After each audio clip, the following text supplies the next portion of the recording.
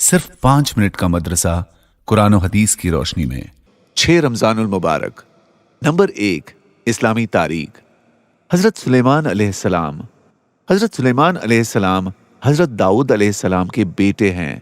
حضرت داؤد علیہ السلام اہم کاموں میں ان سے مشورہ کرتے تھے۔ جب حضرت سلیمان علیہ السلام جوان ہوئے اور حضرت داؤد علیہ السلام کا انتقال ہو گیا تو اللہ تعالیٰ نے نبوت و سلطنت میں سلیمان علیہ السلام کو ان کا وارث بنایا۔ تمام جانوروں کی بولیاں ان کو سکھائی، جنات اور ہوا کو ان کے تابع کر دیا۔ آدھے دن میں 1 مہینے کا سفر پورا کر لیا کرتے تھے۔ جنات کے ذریعے مسجد اقصی کی تعمیر کرائی۔ سمندروں سے غوطہ لگا کر ہیرے جواہرات نکالنے کا کام جنات سے لیا کرتے تھے۔ اسی طرح بڑی بڑی دیگیں اور پتھروں کو تراش کر بڑے بڑے ہاؤس بنانے کی ذمہ داری جنات کے حوالے کر رکھی تھی۔ یہ سب چیزیں اللہ تعالیٰ نے حضرت سلیمان علیہ السلام کو انعام و احسان کے طور پر عطا فرمائی۔ جنات بیت المقدس کی تعمیر میں مصروف تھے کہ حضرت سلیمان علیہ السلام اپنی لاٹھی کا سہارا لیے کھڑے تھے۔ اسی حال میں 53 سال کی عمر میں ان کا انتقال ہوا۔ نمبر 2، حضور صلی اللہ علیہ وسلم کا معجزہ۔ حضور صلی اللہ علیہ وسلم کی انگلیوں سے پانی کا نکلنا۔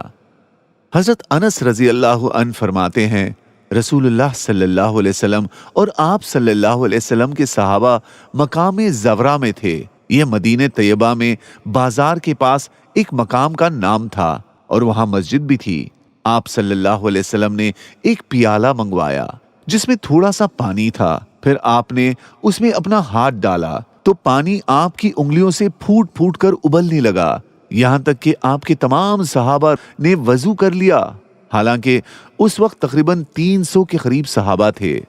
نمبر 3، ایک فرض کے بارے میں۔ زکوٰۃ میں مال کا 40واں حصہ۔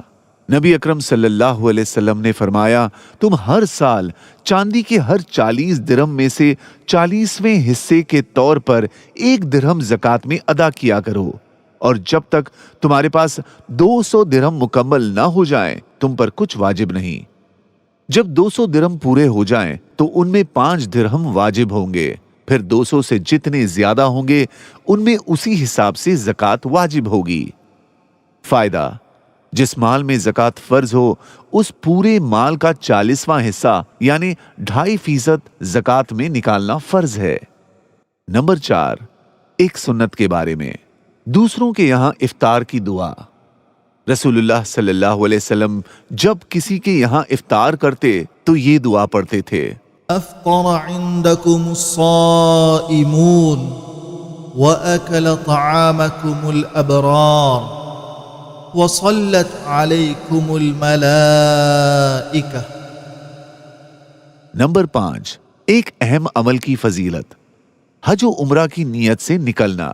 رسول اللہ صلی اللہ علیہ وسلم نے فرمایا، جو شخص حج کے ارادے سے نکلا اور راستے میں مر گیا تو قیامت تک اس کے نام اعمال میں حج کرنے والے کے برابر ثواب لکھا جائے گا، اور جو آدمی عمرے کے ارادے سے نکلا اور راستے میں مر گیا تو قیامت تک اس کے نام اعمال میں عمرہ کرنے والے کے برابر ثواب لکھا جائے گا۔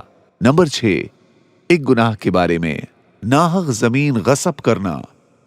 رسول اللہ صلی اللہ علیہ وسلم نے فرمایا، جو آدمی کسی کی ایک بالشت زمین بھی ناحق دبائے گا تو قیامت کے دن اسے 7 زمینوں کا طوق پہنایا جائے گا۔ نمبر 7، دنیا کے بارے میں۔ دنیا کی اصل نعمتیں۔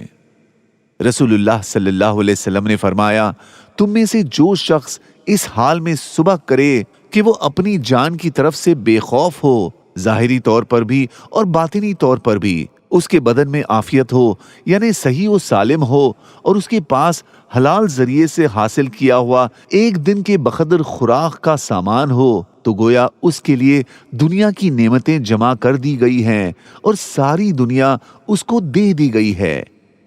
نمبر 8، آخرت کے بارے میں۔ موت لذتوں کو ختم کرنے والی ہے۔ رسول اللہ صلی اللہ علیہ وسلم نے فرمایا، لذتوں کو ختم کرنے والی چیز موت کو خوب یاد کیا کرو۔ نمبر 9، طب نبوی سے علاج۔ سائے میں بیٹھنا۔ حضرت ابو حازم رضی اللہ تعالی عنہ فرماتے ہیں کہ میں دھوپ میں بیٹھا ہوا تھا، حضور صلی اللہ علیہ وسلم نے مجھے دیکھا تو فرمایا سائے میں جاؤ، اس لیے کہ یہ مبارک و نفع بخش ہے۔ نمبر 10، نبی صلی اللہ علیہ وسلم کی نصیحت، 5 اعمال کرو۔ حضرت ابو ہریرہ رضی اللہ عنہ فرماتے ہیں کہ رسول اللہ صلی اللہ علیہ وسلم نے میرا ہاتھ پکڑ کر بطور نصیحت 5 چیزیں ارشاد فرمائیں۔ 1، حرام چیزوں سے بچو، تم عبادت گزار بن جاؤ گے۔ 2، اللہ کی تقسیم پر راضی رہو، تم سب سے زیادہ مالدار ہو جاؤ گے۔ 3، اپنے پڑوسی کے ساتھ احسان کرو، تم کامل ایمان والے ہو جاؤ گے۔ 4، لوگوں کے لیے وہی چیز پسند کرو جو اپنے لیے کرتے ہو، تم پکے سچے مسلمان ہو جاؤ گے۔ 5، زیادہ مت ہنسو، اس لیے کہ زیادہ ہنسنا دل کو مردہ کر دیتا ہے۔ جزاک اللہ۔